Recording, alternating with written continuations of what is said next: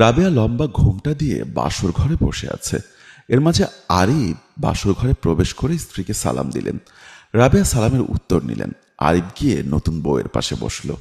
বউয়ের ঘোমটা সরিয়ে চমকে উঠে বলতে লাগলো, আপনি আমার বাসর ঘরে কেন?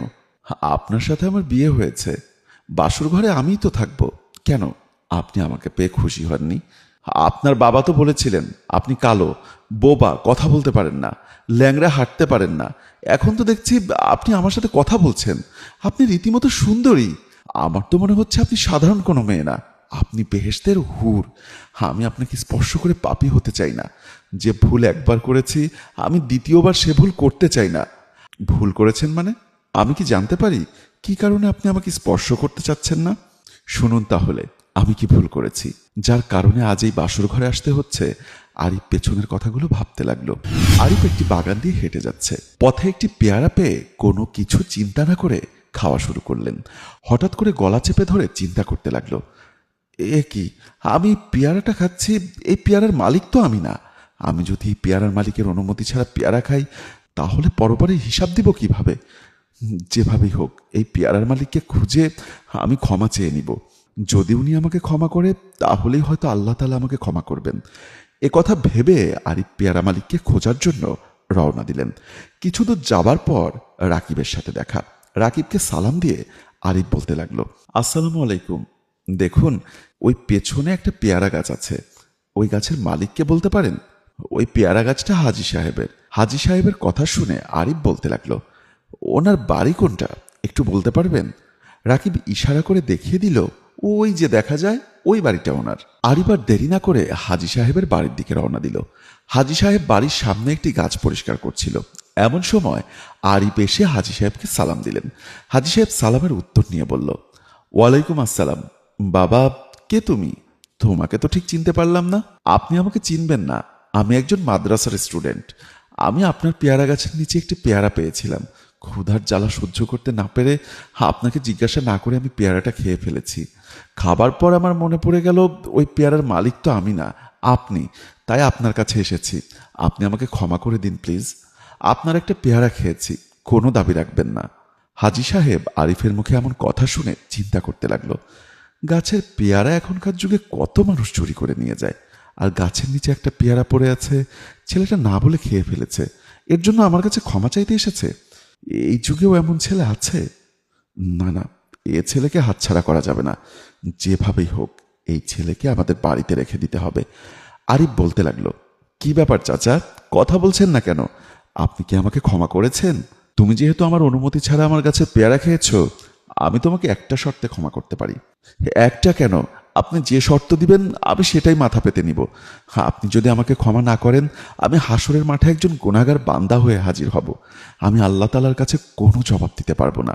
বলুন আপনার শর্ত কি? তুমি 3 বছর আমার বাড়িতে বিনা পারিশ্রমিকে কাজ করবে, তবেই আমি তোমাকে ক্ষমা করব।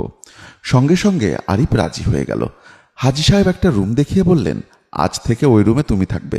খাবার দাবার সমস্ত কিছু তোমার রুমে পৌঁছে দেবে আমাদের বাড়ির কাজের ছেলেটা। 3 বছর পর হাজী সাহেব মসজিদ থেকে বাড়িতে ফিরতে আরিফের সঙ্গে দেখা।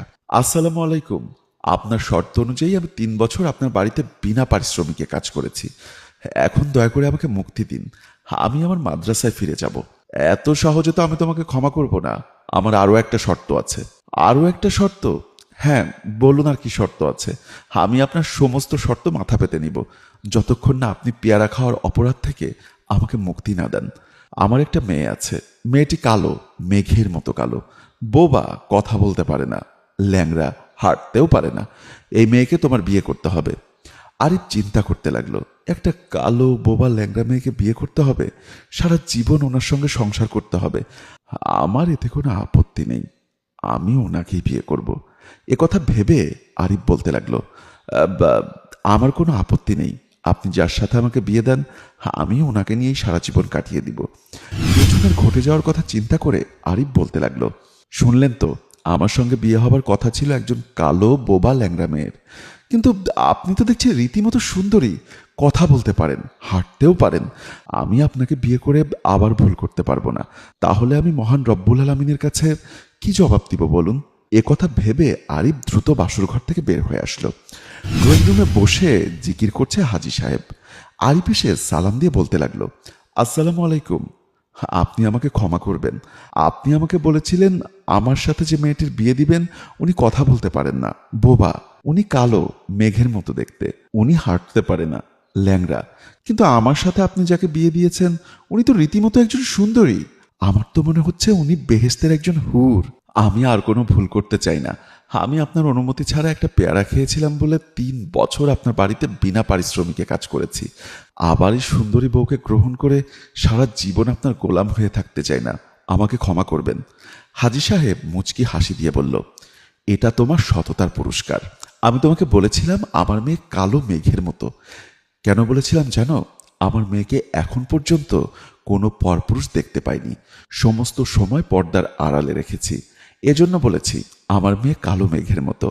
আমি তোমাকে বলেছিলাম আমার মেয়ে বোবা, কথা বলতে পারে না। আমার মেয়ে এখন পর্যন্ত কোনো পরপুরুষের সঙ্গে কথা বলেনি। এজন্যই আমার মেয়ে বোবা, কথা বলতে পারে না।